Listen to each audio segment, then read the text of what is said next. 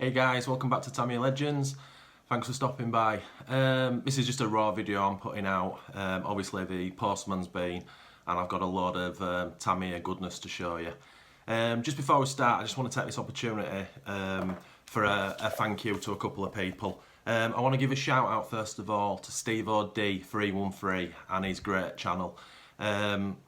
He was kind enough to invite Tamiya Legends into the last build off with the top force, and we're in the new build off for the comical grasshopper, so really much appreciated. If you've not checked his channel out, please do, and maybe consider subbing to him. He also helped me out.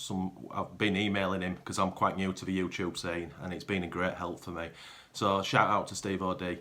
The second person I want to give a quick shout out to is my mate Michael, who you'll probably know as, I've got to get this right, Nordic RC Visions. He's got quite a big channel with coming up for 5,000 subs, but he's done a little spin-off channel called Nordic Hobby Visions, which only got launched about a week ago. I don't want to sort of spoil it and tell you what it is, but go check it out. It's got such a mellow vibe to his videos, and I really enjoy watching them. And the third shout I want to do is my man in Hong Kong, which is Berry. And Berry runs Faithful Life Models, which I'll sink all these shout out links in the description. So just a massive shout out to you guys, much appreciated.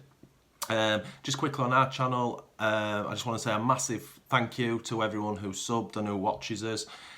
We've just brought through 1,500 subs, we're getting very close to 250,000 hits, which is just absolutely awesome. So massive thank you to each and every one of you. Right, so that's that bit out of the way. So just quickly before I show you what's arrived, I'm going to have a little rant, so I apologise in advance. Obviously I'm over here in Canada at the moment, and the postal services have been striking for a while, and it's absolutely brought me to my knees. Completely run out of content, got projects all over, all waiting on bits, and I'm pissed off about it. And I'm sure there's plenty out of you out there who are the same.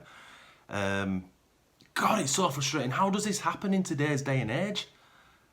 And the problem is, it's such a knock-on effect. I've in the last couple of days, I've had a couple of deliveries. I've got a big one today, so I can get cracking. But I've still got stuff that was sent 3 and 4 weeks ago.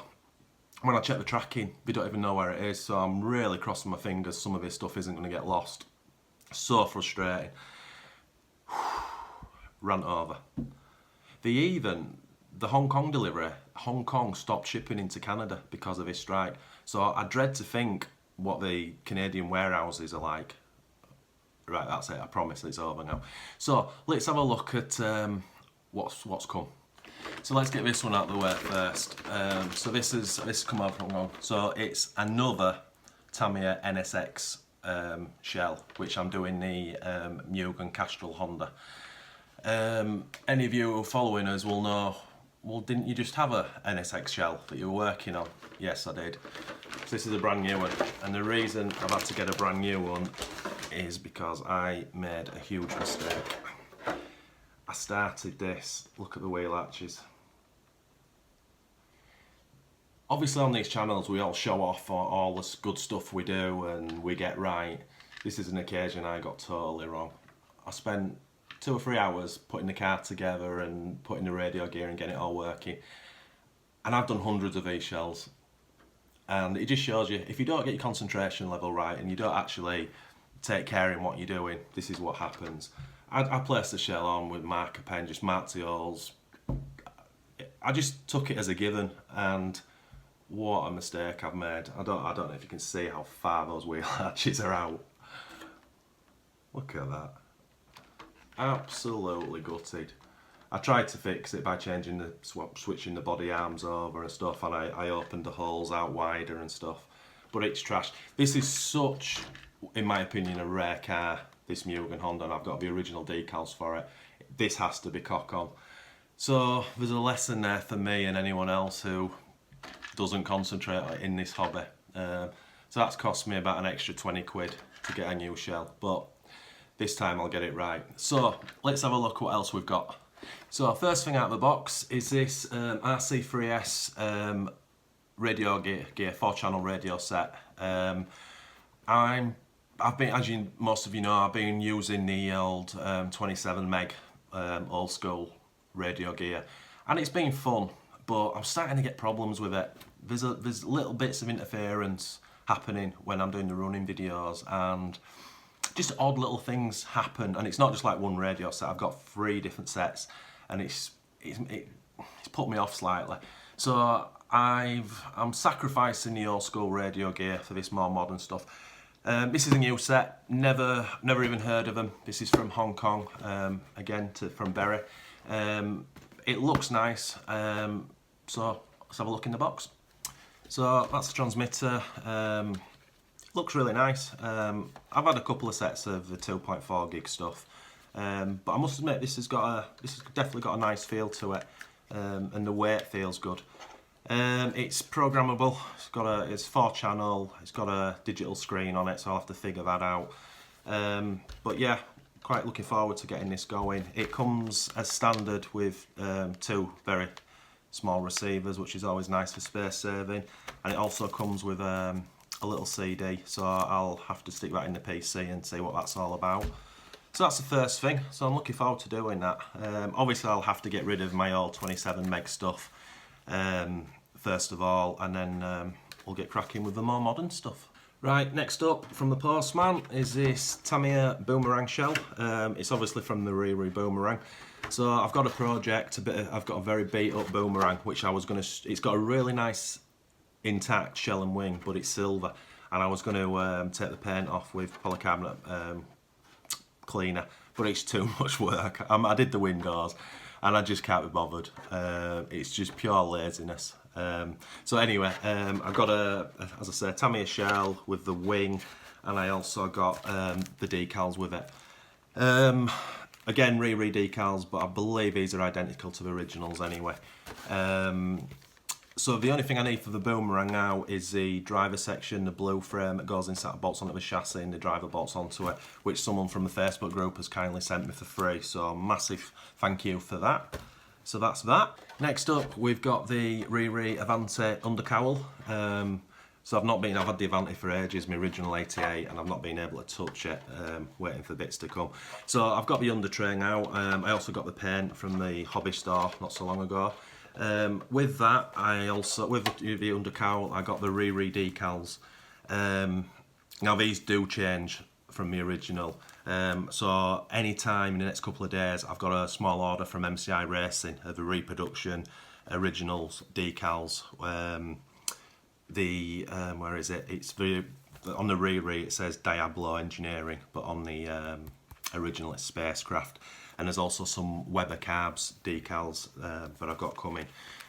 So for these, shout out to Tony's Tamiya Parts, one of the biggest suppliers in the UK, and he ships worldwide. If you've not heard of him or checked him out, please do. So that's that, and also in today's delivery I got the Avante wheels. Again, obviously Riri, but it's not a problem. So we're just about there with the Avante. I've got my friend Martin in Quebec is sending me some stronger uprights to change before I run the Avante, because with it being an 88 original Mach 1 first edition, it's got the ultra weak uprights on the Avante. So anything that I hit too hard would snap them, and it's just not worth the risk. So we're still waiting for those to come and those decals, and then we'll be able to make a start on the Avante. Right, so what's next? Next up is this Tamiya Terra Scorcher. Bought this off one of the Facebook members. It's in awesome condition, just needs some very minor TLC. I don't know if you know about this. This is from the Thundershot family, where there were 4 cars, starting obviously with the Thundershot. This was basically the top of the range of that family tree. The Terra Scorcher came fully ball raced, obviously with twin shocks, anti-roll bars front and back, universal drive shafts on the front, and I just love the shape of it. I think it's got a great design to it. So I got this a couple of days ago. Because it's an original, I really wanted to have it in box art, which is a much darker blue than this. It's like the big wig blue. This still looks good, don't get me wrong, and the decals in great nick, but I am a box art man, unfortunately. So I decided again that I was going to use a polycarbonate Tamiya cleaner to strip the paint off this, and as you can see on the wing, I started it, and I am just so lazy, guys. I've got to be honest, I just cannot be bothered.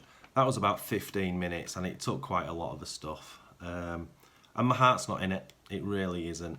So I took my bat and ball home, threw the baby out of pram, and I've ordered a reproduction shell and decals from Team Blue Grove and MCI Racing for the decals. So I'm throwing money away, I know, because of this. This is in great condition, but I think it makes all the difference when it's in box art. So that's not going to need much work at all. The A5, the weak plastic bit that the biggest downfall of this particular chassis, is intact, which tells you, looking at the wheels as well, these white Thundershot wheels only came with this car, and there's literally not a mark on them. So really chuffed with that. That's going to be an awesome little restore, and then obviously a running video, so super excited about that. Right, next up, motor, the very famous Tamiya Sports Tune motor. Another shout out to Berry, Faithful Life Models. He threw this in for free. It was one of his own. It's in great condition.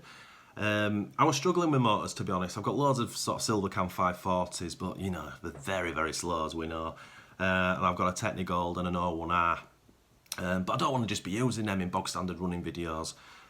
So this is a perfect motor. And I've never run a sport tuned. So quite looking forward to seeing how these go. And this will be kind of the motor of choice for the new builds, just to put in, because obviously it's quicker than the 540. So yeah, again, thanks Berry. Let's see what's next. Here's the golden nugget that was in the parcel. The Tamiya O2H, Tamiya's hottest vintage motor, and it's in awesome nick. This needs cleaning up, but apart from that, looking at, you're not going to be able to see it here, but the comb and the brushes looking great nick. These are very, very rare motors, and not many people run them. And as I said earlier, obviously I've got the Technigold and the 01R, so to have the O2H now is a real bonus, and it's a very hot motor. So it's a standard. It's a 13 double wind, and it hits around 27,500 RPM, and obviously it's adjustable with the timing, which we'll definitely be playing with. And it's in really good nick, really good nick. So I've been waiting to get these motor videos done forever because of this postal strike, so quite excited about that. So obviously the car of choice will be the Top Force, and we'll get it all rigged up. Now, not only did I get this, I also got the Tamiya hop-up rotor for it, these are pretty rare now. So the Tamiya Technigold motor came as standard. There wasn't a different rotor you could buy for it, and obviously it was adjustable with the timing.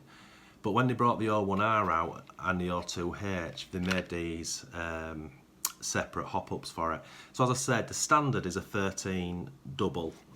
This is a 10 turn winding, so I presume it'll be a double. I've not read it yet. So this is a 10 turn rotor, which, you know, you don't get much lower than that in the brushed world. So I'm really excited to see. As I say, this is about 27.5, and this bad boy takes this motor to around 33,000 RPM, which is crazy for brushed motors, really, you know. So I'm really looking forward to see what kind of performance we get out of that. Now, I've been running the Hobbywing 1060 electronic speed controller. Obviously, this won't go near it, it'll blow it up. So I asked Berry to sort us out a different speedo for it. Now, I didn't want to spend a fortune, because once I get through these videos of the brush motor stuff, I'll just move them on, and and eventually we'll get onto the brushless setups and lipos and things like that. Yes, that's right, folks. Tamiya Legends is going to become modern eventually, but first we need to use this stuff up. So I've got this called a New Rain 320 amp brushed speedo. So we're looking forward to see how this goes. Obviously it's got a fan on it. Now this is an unlimited brush speed controller, and it'll take 2S and 3S LiPo, but I'll be running NIMS. Forward brake, reverse, it's all the normal stuff on it. See, this is a downfall when you start getting to these kind of winds. You've got to find speedos that are going to run them. So I'm super excited about trying this one out, because we've also got one more motor coming, which is the ultimate bad boy from Tamiya in the brushed world. I've got a Tamiya Super Modified, brand new, coming. Now that's actually an 11-turn motor, but it knocks out 38,000 RPM. So although this is the hottest vintage motor, I wouldn't call the Super Modified vintage, although I bet it's about 20 years old now. So this is going to run all, fingers crossed, and it's a cheap and cheerful one. It was about, I think it was about $25. So if it does the job, I know I've got a couple of Facebook members wanting me to try it quickly and see how it goes, because they're running these hot motors as well. So yeah, fingers crossed that's going to do the trick. So I'll just put the camera back up.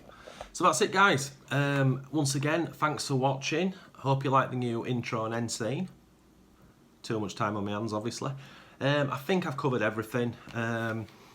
Obviously I've been putting sort of different content out over the last couple of weeks because I've not been able to put the new content out. It's something that I wanted to do. I wanted to take some old videos I have and put some more detail with them, Tamiya box art, artwork and stuff at the beginning of the videos. So it's not wasted, it is something I wanted to do, but I didn't want to knock it out weekly. So it's all well and good having all this stuff here, but YouTube wise it makes the content of the editing and the shooting of the videos takes time now. So I'll get cracking. The next build we're doing is a lunchbox, which I'm due to start tomorrow, but we'll talk about that in that video. So thanks for watching, hope I haven't bored you to death. If you're new to this channel, please consider liking and subscribing to support us, and happy seeing everyone. Bye.